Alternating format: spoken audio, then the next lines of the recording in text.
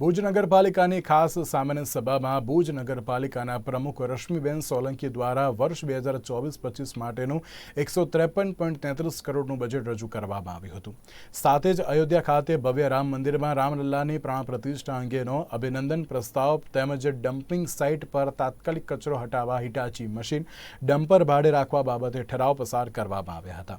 ત્યારે સામાન્ય સભામાં ભુજ નગરપાલિકાનું વર્ષ 2024-25નું બજેટ રજૂ કરવામાં આવ્યું હતું, જે કુલ 153.33 કરોડનું છે, જેમાં વિવિધ માળખાકીય સુવિધાઓ તેમજ નગરપાલિકાને વિવિધ આવકો ખર્ચ પેટેની જોગવાઈઓ કરવામાં આવી છે। આ ઉપરાંત ભુજ નગરપાલિકા પર પીજીવીસીએલનું 40 કરોડનું લેણું પણ છે, તે પણ સરકાર પાસેની લોન મળ્યા બાદ ભરપાઈ કરવામાં આવશે। માટેની સામાન્ય સભા હતી। રૂપિયા 153 કરોડ 33,34,685 પૂરા। આજની આ સામાન્ય સભામાં જે બજેટ રજૂ થયું એમાં પીજીવીસીએલનું જે લેણું હતું એના માટેની અમે એક લોન પ્રક્રિયા ચાલુ કરી છે। એ લોન જો અમારી મંજૂર થઈ જશે તો અમે પીજીવીસીએલનું લેણું ચૂકતું કરશું અને લોકોની સુખાકારી માટે રોડ, રસ્તા, પાણી, ગટર એના માટેનું આ એક ખાસ બજેટ રાખવામાં આવ્યું હતું। પ્રમુખ સ્થાનેથી મહત્ત્વના તો અયોધ્યાના જે રામલલ્લાનું જે મોદી સાહેબે જે આહવાન કરેલું હતું એના માટેનું અમે એક અભિનંદન પ્રસ્તાવ ઠરાવ પસાર કરેલો છે અને બીજો ઠરાવ એક આપણી ડમ્પિંગ સાઇટ ઉપર હિટાચી મશીન લેવાનું હતું, તાત્કાલિક ધોરણે કામ ચાલુ કરવાનું હતું, એટલે એક ઠરાવ એના માટેનો કરેલો।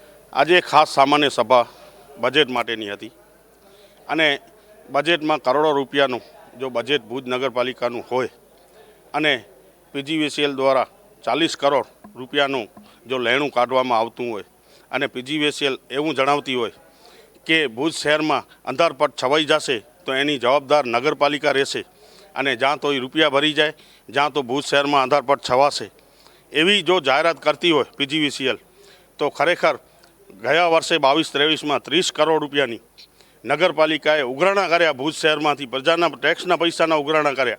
આ રૂપિયા ક્યાં ગયા એના માટે મેં લેખિતમાં માંગણી કરેલી, માહિતી અધિકાર તરે માંગણી કરેલી। મને 12 મહિનાના વાઉચર બતાવી દેવામાં આવ્યા કે આમ જ તમને જે જોતું હોય તે લઈ લો।